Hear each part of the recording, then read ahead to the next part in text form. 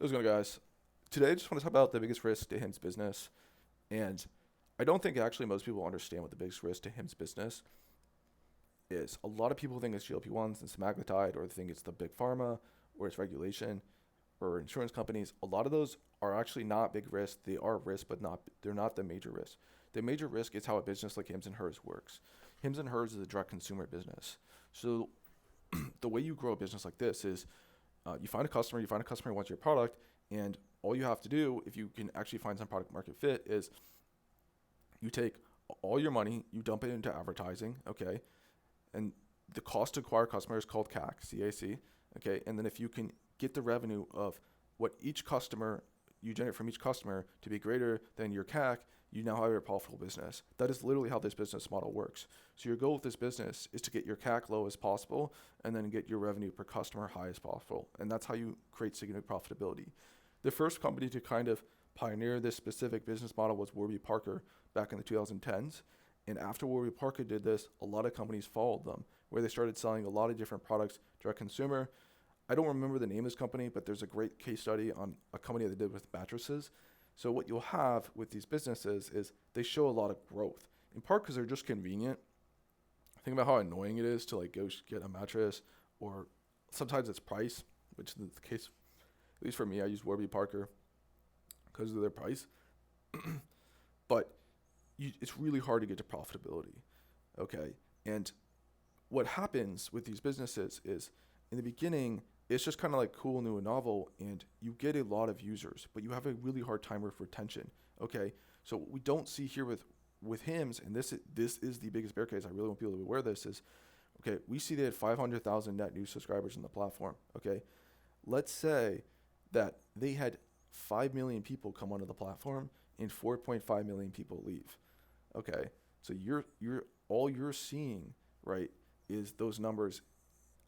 You're just seeing the net change here, but you're not seeing the actual gross numbers of new people in and new people out. And there's a reason they don't disclose those. If you had that volume and that turn rate, you would literally burn through the entire US population quite quickly.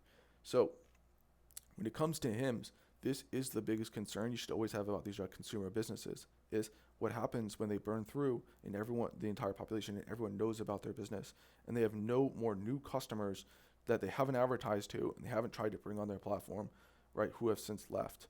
If they were to ever reach that saturation, you would start seeing their advertising dollars go up, but the net new subscribers go down.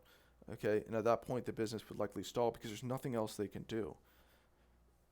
Hims has been very smart though, right? And that's why they focus on chronic conditions. So after their retention rate after someone's been subscribed for 2 years is 85%. That's quite intentional, right? So as time goes on and as the subscriber grows, you'll have like more consistent baseline revenue from Hims.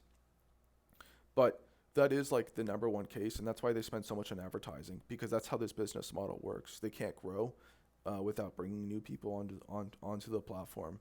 It's kind of the essence. With Hims, in the last month, I'd say they've exceeded $60 a share. They've quickly entered into a territory where the future of the business is focused on GLP-1s. So what's going to happen in Q4 is it's going to be a blowout quarter. They might exceed 100% revenue growth. They'll have every metric. It'll be a record. It'll be a record. But the vast majority of those records will be driven by their GLP-1 business.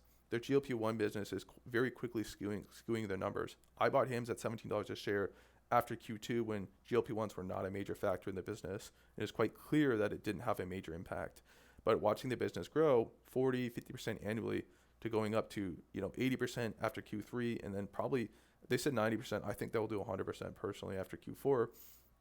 It's hard to look at that and think, yeah, that's totally organic. Has nothing to do with GLP-1s. The GLP-1s, you're basically selling a drug at a lower cost with ease of use, right, without doing the R&D for a $100 billion opportunity. So Hims is just tapping a very small portion of this market. As long as they can come out GLP-1s, the ceiling of the business is quite high. They're $10 billion today. They could easily go to $100 billion if they can continue to sell GLP-1s, because that's just the size of the market opportunity. Okay, but if that ever comes off patent, not off patent, sorry, when it comes off shortage, like that, they will not be able to continue to sell these GLP-1s. The personalized exception is not meant to sell at scale to as a loophole to sell at scale and cut out the main producer of the medication.